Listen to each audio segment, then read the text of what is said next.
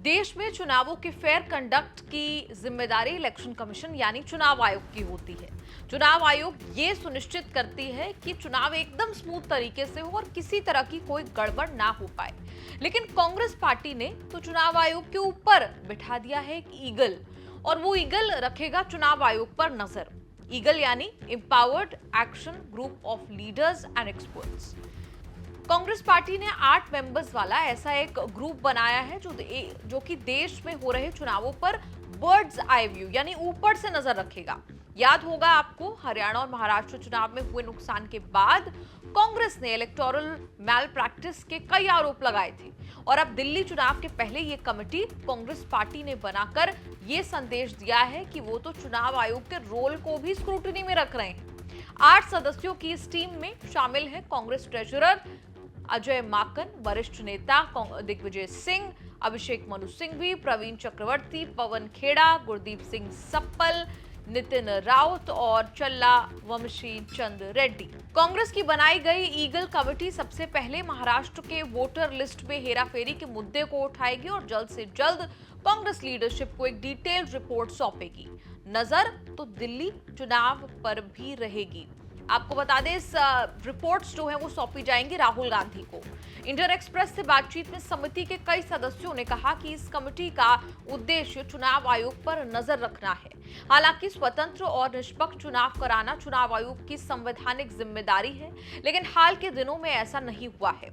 हमने हरियाणा, महाराष्ट्र और अन्य राज्यों में अनुचित चुनाव देखे हैं, इसीलिए पार्टी को एक ऐसी समिति की जरूरत महसूस हुई जो चुनावों पर ध्यान केंद्रित करे। कमेटी के एक अन्य सदस्य ने इंडियन एक्सप्रेस से कहा, हमने समिति का नाम ईगल रखा है क्योंकि ये एक तरह से बताता है कि हम क्या करने जा रहे हैं।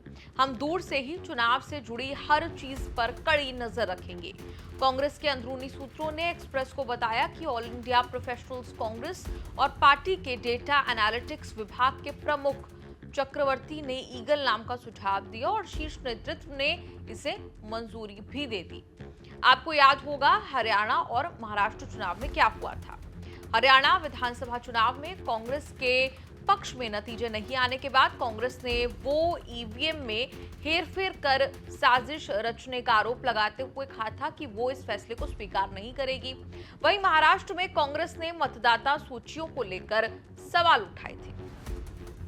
महाराष्ट्र में विधानसभा चुनाव के नतीजे घोषित होने के 6 दिन बाद 29 नवंबर को पार्टी ने चुनाव आयोग को पत्र लिखा था और एक प्रतिनिधिमंडल ने आयोग से मुलाकात की थी और कुछ महीने पहले हुए लोकसभा चुनावों के बाद से राज्य में मतदाताओं की संख्या में चौंकाने वाली 13% वृद्धि को मुद्दा बनाया था।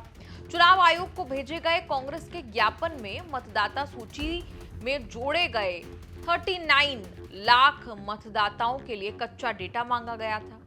चुनाव आयोग ने 24 दिसंबर को जवाब में लिखा था कि महाराष्ट्र में संसदीय और राज्य चुनावों के बीच 48,81,620 नए मतदाता जुड़े और 8,391 मतदाता हटाए गए, जिससे कुल 40,81,229 जुड़े। चुनाव आयोग ने कहा था कि जनप्रतिनिधित्व अधिनियम में संशोधन के बाद 18 वर्ष की आयु वाले नए मतदाताओं के लिए 4 अर्हता तिथियां थी, 1 जनवरी, 1 अप्रैल, 1 जुलाई और 1 अक्टूबर। चुनाव आयोग ने कहा था कि जोड़े गए मतदाताओं में 18-19 आयु वर्ग के 8,72,094 मतदाता और 20 से 29 आयु वर्ग के 17,74,514 मतदाता शामिल हैं। तो चुनाव आयोग ने ये पूरा डेटा जो है वो निकाल कर दिया था जब मतदाता सूची पर सवाल हुए थे। हालांकि आपको बता दें कि चुनाव आयोग के इस स्पष्टीकरण से कांग्रेस पार्टी संतुष्ट नहीं थी। 15 जनवरी को नए कांग्रेस मुख्यालय के उद्घाटन के अवसर पर गांधी ने आरोप लगाया कि महाराष्ट्र चुनाव में कुछ गड़बड़ हुई है। उन्होंने ये भी आरोप लगाया कि हमारी चुनाव प्रणाली में गंभीर समस्या है। कहा था कि चुनाव आयोग पिछले साल 2 चुनावों के बीच महाराष्ट्र में 1 करोड़ मतदाताओं की वृद्धि के बारे में पारदर्शी नहीं है। ये सब राहुल गांधी ने कहा था।